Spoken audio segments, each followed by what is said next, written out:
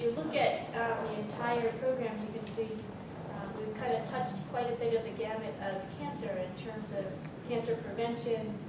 He's going to talk to us a little bit about imaging. We heard a little bit about that before related to nanoparticles. We're hearing about a lot of translational research, epidemiology, and the like. And so George, who came to us from North Atlanta High School, is going to talk to us about ultrasound prostate. Yeah. George?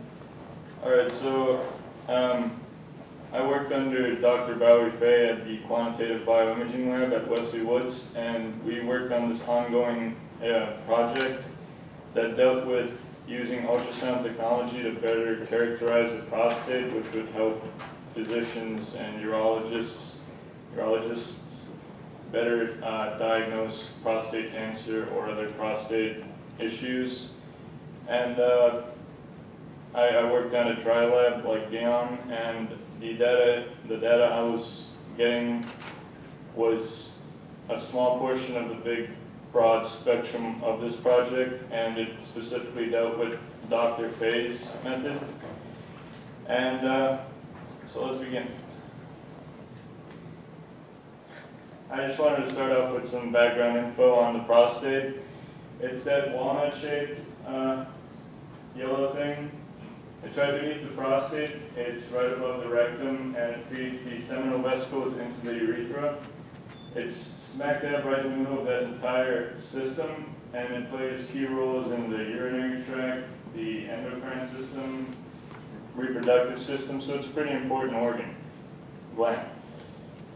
I forgot to mention, it has a volume of approximately 30 centimeters cubed, and again, it's shaped like a walnut. It is prone to several issues like prostatitis, the common inflammation, or it can grow due to BPH, benign prostate hyperplasia, where the cells of the prostate gland divide. They divide so that the prostate grows around the urethra and closes it, squeezes on it. Meanwhile, in cancer, the cells grow outward, causing a tumor that is usually felt in a rectal exam. Here I just have a good image of the stages that prostate cancer goes through. Like, for example, stage 1, you just have a little tumor that's formed somewhere in the prostate. This can usually grow for a couple of decades before it's recognized. Prostate cancer is one of those cancers that is very prevalent, but it's one of those cancers that you die with rather than you die of. In stage 2, it's usually found in a rectal exam because it changes the hardness of the prostate and just the texture of it. In stage 3, it could micrometastasize into the seminal vesicles, bladder, other surrounding organs, and usually until stage 3, you could probably do a prostatectomy to get rid of it, but in about stage 4, it's regional, and I guess there's no way to cure it.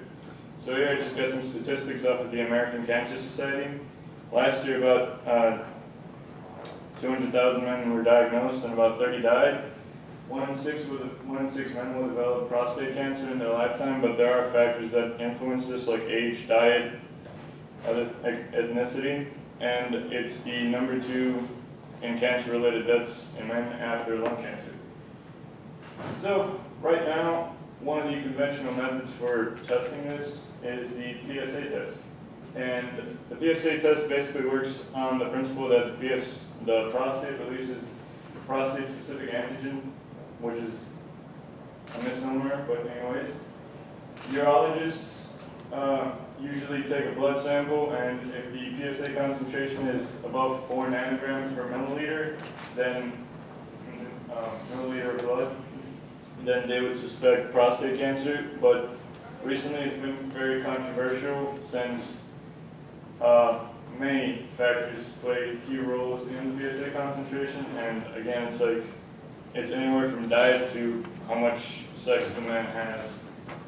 And since the PSA test is found to be pretty inconclusive, as it could be counterproductive to the patient as it leads to overtreatment or other things, and the rectal exam is more qualitative than quantitative, ultrasound imaging is becoming a primary, growing modality that urologists around the world are using to diagnose prostate cancer. And ultrasound basically works on this principle. I have a very simplistic image on the bottom. Basically, a high-frequency pulsating sound is sent through the body. It hits an image, and based on angles, textures, or just the density of whatever it's hitting, an echo should come back and it's received. And it's very nice to work with because first it doesn't emit harmful radiation like PET scans or CTs or X-rays, and the data can be anywhere from 2D to 4D. We worked with 3D, and we got a bunch of orthogonal images in 3 perspectives, like frontal, top, and side, transverse, coronal, and sagittal. And this is basically what they look like. This is a transrectal ultrasound, meaning it was taken from a probe and inserted in the rectum because the prostate is close to the rectum. And right here, you can kind of see the prostate. It's the black region around the white lining. And what I should mention is that all the images are on a grayscale, meaning that each specific color has a digit that correlates with it from 0 to 250, 255. 0 is pure black, while 255 is pure white. Moving on to some procedures. The first step in what I did was basically segmentation of the prostate. It used the gold standard that the urologist doing the biopsy took of what he or she estimated the prostate to be. And I superimposed this image on one of these. This is 3-dimensional. It's not just a picture. It's a 3-dimensional sketch of what the prostate is. And when you superimpose it onto the 3-dimensional ultrasound, you get an isolated prostate. And here I show how that happens. I use Analyze 8.0, 8.1 to do this, and you see the isolated prostate over there. This is what I'll be working with for the remainder of the experiment procedure. Next, we use MATLAB. We use the code on MATLAB to estimate the volume of each prostate. And we did this by taking the gold standard and seeing how many pure 255 intensities there were in it. Each one of these is called voxels, or 3-dimensional pixels. And then we later converted each of the voxels to centimeters cubed for convenience. And that right there is the scale of conversion that we used. Here we have some results. Now, the results were taken on a cohort of 26 Canadian men. And on the side, you can see their volumes that we estimated. I highlighted ones that were odd. For example, numbers patient 7 and patient 21. Patient 7 probably has BPH or cancer, while patient 21, I guess, yeah, it has a very small prostate, or there could have been some problems with the gold standard. Next, we did a histogram for each patient, and on the x-axis, you see there the intensities. You have 0, which is pure black, and you have 255 theoretically, but for the specific prostate that I used, it only went up to about 180 because the image was kind of dark. And on the y-axis, you have how many voxels have that intensity. This step is kind of useless, but the thing that you get from it is not.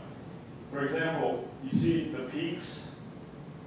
Each peak correlates with a different intensity change within the prostate. And this, I want to focus on that first peak from 50 to 60. That one right there. So when I plugged it into Analyze, I plugged the minimum in for 50 and the maximum for 60. And you can see a correlation between the two images. For anywhere, an intensity between 50 and 60 will appear white on the right image, and anywhere below 50 or above 60 will appear black. Now here you can see some correlations. For example, the white region right there could possibly be calcification, while the black region could possibly be a tumor, or it could just be the bladder. Now, the histogram is used just to find these correlations that could lead to better finding of cancer or irregularities within the prostate. So this was a pretty crucial step. The last step that I was involved with was registration, which was the longest step, but possibly the easiest, since it was 90% automatic, meaning the software I used had some specific algorithm where it matched the textures and other features so that the images would correlate. And so each patient had a three-dimensional image, had a three-dimensional volume of each prostate taken before a major biopsy or operation, and then another one taken anywhere from about a couple of weeks to a couple of months. And right here, I have two volumes.